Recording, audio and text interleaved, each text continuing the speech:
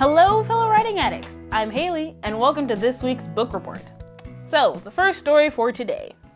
Colin Kaepernick launches his own publishing house. So, for those who don't know, Kaepernick is the former quarterback for the 49ers, and is known for bringing them to the Super Bowl in 2012, and as a social activist by kneeling for the national anthem in protest of systematic racial discrimination. He's publishing his memoir via his new publishing company, Kaepernick Publishing. I know, super creative. And it's coming out this year. It's going to go over his pre-football career life and how it impacted his commitment to social justice. And it'll also go over his consequences of his nonviolent protest and his endeavor to go back into the NFL. On Twitter, Kaepernick says he's launching his publishing house to create opportunities for Black and brown writers, authors, and creators to control their narrative and retain ownership. So far, the memoir is the only thing that's planned on being launched, but we'll see what happens. In other news, the Audible's Captions debacle has finally been settled. So, in the end, Audible has agreed to not use the copyrighted work of the 7 plaintiff publishers, including the Big Five, Scholastic, and Chronicle books, in their Captions program without express permission. You'd think that'd be a thing ahead anyways, but whatever. For those who don't know, Captions is an Audible function that provides an AI-generated transcription alongside the audiobook's narration within the app. But they did this without the publisher's permission. Like a dumbass, let's be real. Come on. So the publishers claim that someone could just get the text of the audiobook and then they have a free novel. Which, yeah, I guess kinda. I don't really know how well this app works. I've never actually seen it before.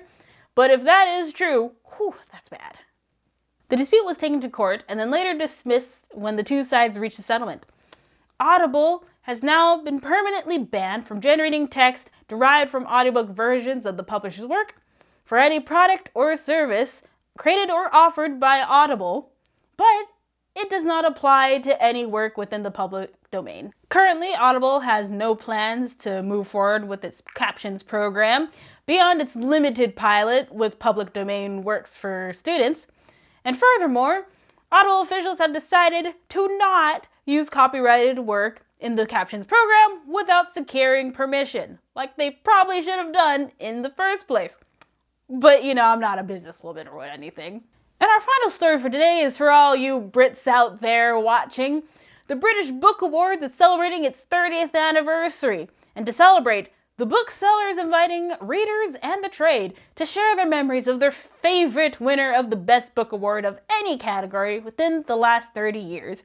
And to name one book as the best book in 30 years. But who are some of the nominees? Who are some of the past winners? Well, voters get to choose between a kind of comical lineup. I mean, what does a former President Barack Obama, Hilary Mantel, a winner of a highly coveted UK literary prize, and E.L. James have in common? They've all won the book award. Surprisingly. But who else is in the running? Well, we have Stan Brown's The Da Vinci Code, J.K. Rowling's Harry Potter and the Philosopher's Stone, because it's British, Stephanie Meyer's Breaking Dawn, even though I think Eclipse is better. I don't really think it should be on the list, but you know what? Us Americans cannot really say much, considering. Alice Sebold's The Lovely Bones, and Stieg Larsson's The Girl with the Dragon Tattoo. The top 10 books will be announced in March, and the winning author will be invited to the British Book Awards May 18th to claim their prize. If you'd like to participate, all you Americans out there, or Canadians, or whoever is watching this that isn't British, well actually especially British since it's your book award, you can tweet using hashtag 30from30, or you can go to their website, or you can send an email. This information about all of that will be in the description below.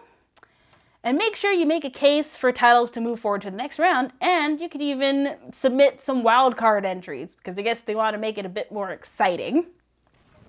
Or I guess books that just haven't gotten the title.